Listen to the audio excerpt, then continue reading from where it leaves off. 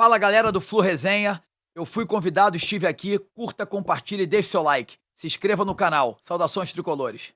O que o convidado acha da SAF? O que você acha da SAF? Vamos lá, assim, a SAF seria, a gente poderia ficar aqui 3, 4 horas falando sobre SAF, né? Daria um programa específico para isso.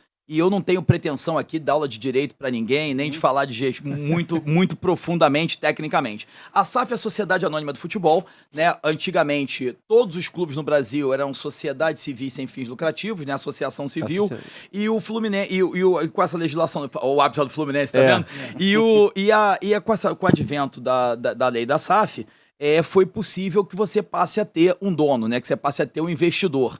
E aí é preciso ter muito cuidado para você não julgar um modelo por alguns exemplos, né? Você tem SAF, vou citar alguns exemplos de SAF no futebol brasileiro hoje. Até você tem embrionário isso aqui, né? Exatamente. Uma questão de uma magnitude de uma SAF, que é algo muito novo, né? Em termos de gestão, de direito, uma coisa de 2, 3, 4, 5 anos é muito novo, é muito embrionário. E não dá para você julgar o modelo. Vamos lá. Você pode tirar como parâmetro para não fazer igual. Você pode.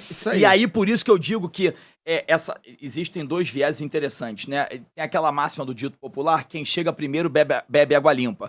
Mas quem fica por último tem todas as experiências fracassadas e já viu o que dá errado, o que funciona, o que não funciona. Né? Então, com o advento da Lei 4.193 de 2021, que é a lei da SAF, que teve lá o senador Portinho e tal, foi possível o clube passar a ter, entre aspas, um dono. Tem um regramento, né? A lei da SAF não permite que haja mudanças do pavilhão, das cores, mesmo que alguém compre amanhã, não vou citar nomes, compre aqui o Clube XPTO, que é azul e vermelho. Esse dono não pode mudar o hino, as cores, então tem um regramento, mas esse clube passa a ter um dono, ou alguns donos, um acionista. No caso do Brasil, você tem hoje, vamos falar aqui, no Rio de Janeiro, Botafogo e Vasco. Você tem o Bahia, você tem o Cruzeiro, você tem o Curitiba, você tem o Red Bull Bragantino. E aí fica uma discussão que eu acho que não deve ser o foco. O clube tal tá no G4 e é SAF, o clube tal tá no Z4 e é SAF. Gente, vai chegar um dado momento, e a tendência é essa.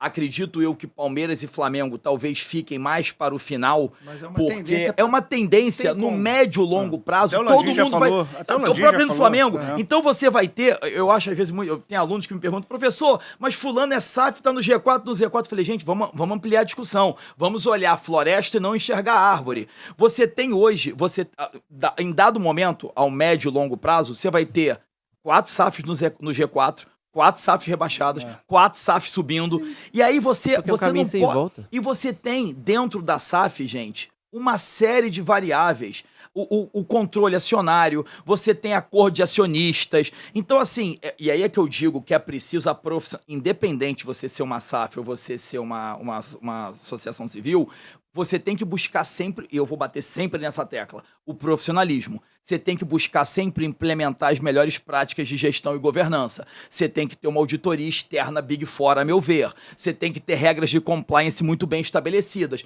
Por quê?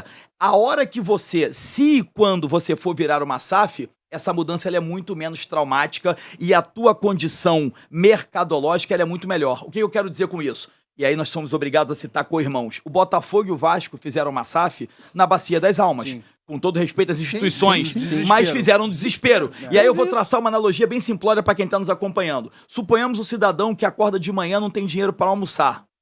E aí eu digo o seguinte, você quer trabalhar para mim por R$2 a hora? Caramba. Pô, mas é uma condição subhumana. É o que eu posso te pagar, porque você está no desespero. Se você tá numa outra situação, e é independente da área, só um exemplo hipotético. Mas é um exemplo para entender. Então, o clube que tá com o Pires na mão, que era a situação de Vasco e Botafogo, fadado, né? Não tinha falência, porque, do seu ponto de vista jurídico, você não tem falência para associação civil sem fins lucrativos, né? Mas era a solução, era a tábua de salvação. No Vasco, mostrou-se, pelo menos até o presente momento, ineficaz, tanto é que resultou numa, e aí não é uma opinião, é uma constatação num imbróglio judicial, onde o Vasco, recuperou o controle acionário da 777. Depois eu quero te perguntar uma coisa sobre esse da 777. Já o Botafogo, tá aí, né? E aí eu vou abrir um link aqui depois pra gente falar de fair play financeiro, investiu mais de 300 milhões esse ano, lidera o Campeonato Brasileiro. Então, eu acho que o julgamento, ele não pode ser casuístico e pontual por clube A ou clube B. Até porque, repito, o conceito SAF ele é muito amplo. Tem o regramento, é óbvio, mas o acordo de acionistas é fundamental. E tão ou mais importante que isso é você saber quem é o seu parceiro. Não, se você escolhe mal o seu parceiro, isso vale até para o seu patrocinador, né? Então você tem que escolher a quem você vai se associar. E só para fechar, uma das principais características da SAF é que você pode ter o RCE, que é o Regime Centralizado de Execuções, onde, quando você tem uma SAF, né, passa a ter um dono, você pode vender percentuais, né, do seu controle acionário, 70%, 80%, 60%, 90%. As dívidas permanecem no clube associativo. As dívidas não vão para a SAF. E a SAF destina 20% das suas receitas para ir pagando as dívidas do clube social, vamos chamar assim, da associação do clube associativo. Sim. E aí o que acontece? O que diz a lei? O prazo dado é de 6 anos, podendo prorrogar por mais 4, desde que tenha havido pagamento de 60% das dívidas. Então, você tem alguns prós e contras, do seu ponto de vista conceitual, de benefícios. Agora, por outro lado, você perde a isenção fiscal, alguns benefícios, que você passa a ser uma sociedade anônima. Exato. Então, assim, é uma discussão muito interessante, né? Eu falo muito de SAF nas minhas aulas, a gente poderia, né, falar e depois E até modelo de SAF, o Alexei. Modelo de SAF e insegurança jurídica do Brasil, por exemplo, com essa entrada na justiça do Vasco, isso pode prejudicar? Acrescentar até mais uma pergunta também. O Mário fala muito no modelo parecido com o do Fortaleza, né? Não vender totalmente parte do futebol do clube. É isso aí. Você acredita nisso também? Bom, vamos lá. Primeiro, respondendo a primeira pergunta do Márcio. Pô, alto nível as perguntas, hein? Isso aí não foi combinado não, hein, gente. Isso aqui é espontâneo mesmo. Vamos lá. É muito complicado. A ação do Vasco tramita, ou pelo menos tramitava até quando eu acompanhava, em segredo de justiça.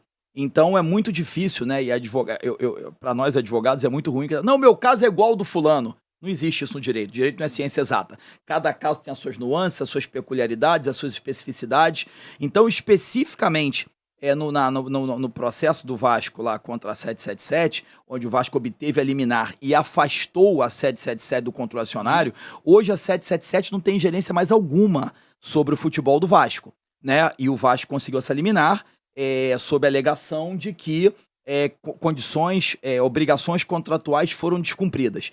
E aqui não me cabe entrar no cerne, porque eu não conheço o contrato, não tenho acesso ao contrato, eu só li a inicial e li a decisão do magistrado que concedeu a antecipação de tutela ao Vasco. Só que um ponto que me preocupa muito é que mensagem essa decisão passa para o mercado. Se eu sou investidor, e aí eu ponto. Se eu sou investidor, eu já fico com os dois pés atrás. Porque eu tô construindo um projeto, nenhum investidor é bobo, ele faz um business plan, ele traça planos de curto, médio e longo prazo, ele calcula o VGV, ele coloca quanto ele vai botar, quanto ele espera resgatar. Então, assim, aí ele coloca um dinheiro. E, de novo, não tô tomando partido do Vasco ou da 777, porque, repito, não conheço o contrato, nem quais condições foram, mas, sob o ponto de vista factual, jurídico, o Vasco conseguiu uma liminar e afastou a 777. Fato é que eu acho que isso pode ser ruim para o modelo e pode causar um receio e afugentar potenciais investidores. Porque gera uma insegurança jurídica. Aliás, o que não é recorrente só no futebol, no cenário atual do Brasil, né? Infelizmente. Uma pergunta de leigo. Você acha que isso pode prejudicar ao todo o futebol brasileiro ou somente o Vasco? Não, o Vasco, né, a gente tá no meio do futebol há muito tempo, né, advogo no meio, enfim, a gente vê algumas pessoas ligadas ao Vasco dizendo que o Vasco precisa, com uma certa urgência, repassar a SAF dele, entre aspas, buscar um novo parceiro, sob pena de ter muita dificuldade de fechar, inclusive, esse próprio ano. Tanto é que a própria 77, logo depois da decisão judicial que a afastou do controle do Vasco, publicou uma nota dando conta de que, não sei se já foi posto em dia, mas naquela ocasião, vocês podem pesquisar no Google, o Vasco já atrasou o salário imediatamente quando a 777 foi afastada. Exatamente. Então, assim, eu não estou fazendo apologia a SAF ou não SAF. O que eu estou dizendo não se pode julgar o modelo por 3 ou 4 anos apenas de implantação.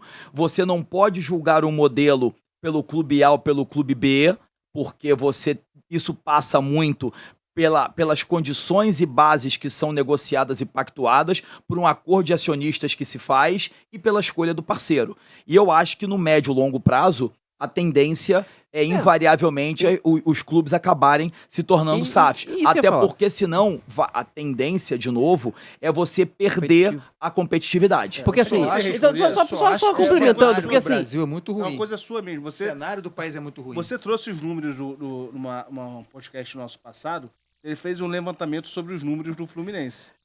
E você achava que naqueles números que você... O Fluminense estava caminhando para uma SAF. É porque quando você para analisar os números, ele te diz muita coisa. Não somente do passado, mas até no planejamento que você espera daqui para frente também. E estava muito claro que o time, né, o Fluminense, está se preparando para uma SAF. Eu acho que é um caminho sem volta. E complementando o que ele falou, ele já falou tudo, basicamente. Sim. Mas para você se manter competitivo, você vai precisar virar em algum momento. Assim, a gente tem exemplos. A gente pode citar o exemplo de investimento. Vamos citar exemplos de contratações? O Fluminense queria trazer o Luiz Henrique. Trouxe o Luiz Henrique? Não trouxe. Por quê? Porque não tinha dinheiro para pagar 115 milhões para trazer o Luiz Henrique. Mas aí também... Então, assim, é um caminho sem volta. Né? É um caminho sem volta. Os números dizem... A estratégia que... A estratégia que a gestão vem montando leva a isso. Tá se preparando. A gente tá conseguindo levar isso. A gente só tem que tomar muito cuidado a que custo e em que condições essa SAF vai ser feita, né? Nós temos um ativo que nenhum clube, ou não nesse nível, tem, que chama-se Xerém. Exato. Né? Então, assim... Que vai ser envolvido de alguma forma na negociação.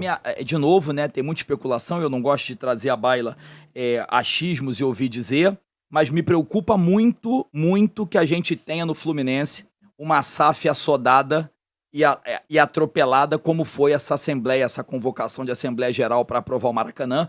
E aqui não estou dizendo que sou contra, não, tá muito pelo contrário, eu fui lá e votei a favor, mas essa coisa assodada... Perdão, mas também. Essa coisa assodada de convocar uma Assembleia Geral há 8 dias e ninguém explica nada tal, e aprovar uma coisa... divulgação nenhuma, e o que a gente está aprovando. Eu sou sócio proprietário.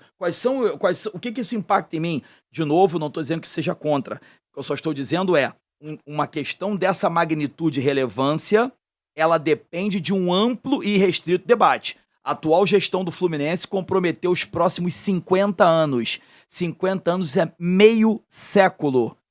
A gestão atual do Fluminense comprometeu os próximos 50 anos com a questão da transmissão e lançou... A Liga Forte de Futebol. E lançou essa quantia no primeiro ano na cabeça e já gastou o dinheiro, ao que conste.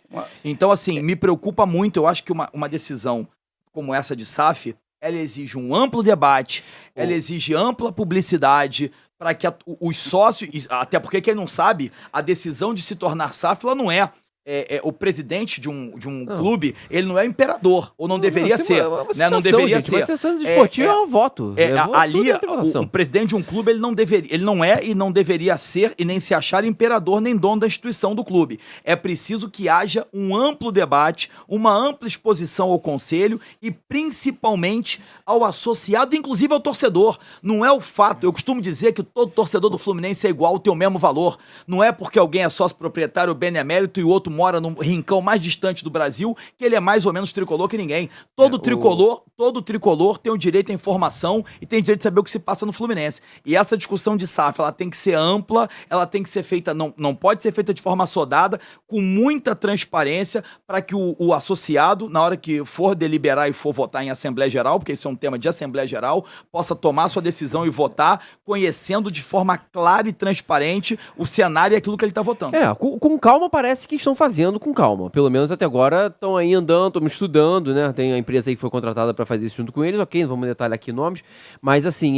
com relação à questão da venda aí dos 20%, né, da questão pelos 50 anos, só reforça a estratégia de que está se preparando para o momento vir a SAF. Para mim, reforçou isso. Para fechar o ano passado, a estratégia ficou clara. Vamos vender os nossos 20%, porque eu quero usar isso para fechar o ano. Em compensação, não vou vender Arias, não vou vender André, não vou vender Nino. Foi a estratégia que foi tomada. Traz a valor presente esses 20% projetados nos 50 anos. Não, eu entendo. E vê se foi um bom negócio. Pode não ter sido bom negócio, mas foi uma estratégia tomada. Beleza. Foi uma decisão a meu ver, equivocada. Nem tanto o conteúdo, mas a forma.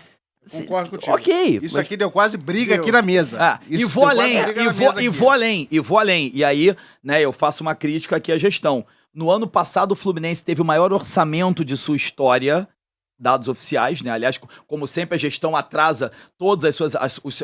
ela não descumpre todos os prazos estatutários e o Fluminense teve o maior orçamento de sua história, superando a casa de 600 milhões de reais, e a dívida teve um incremento de mais de 30 milhões. A dívida do Fluminense hoje ela é superior, ela ultrapassa dados oficiais do balanço do clube, ou seja, o patamar basilar são mais de 800 milhões, né? Fora eventuais esqueletos que possam aparecer, e quando eu falo esqueleto, não estou falando nada de malversação ilegal, nada disso. Estou dizendo que em qualquer instituição, qualquer organização, empresa privada, quando tem M&A, fusão, aquisição, muitas vezes isso acontece. Então nós estamos falando hoje de um passivo do Fluminense de mais de 800 milhões de reais. Então me preocupa muito, né?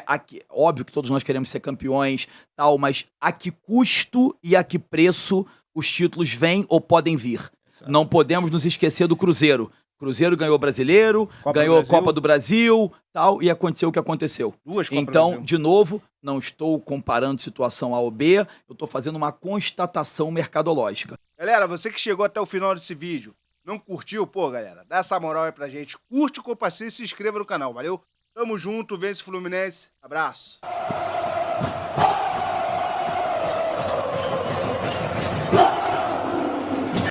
Uma produção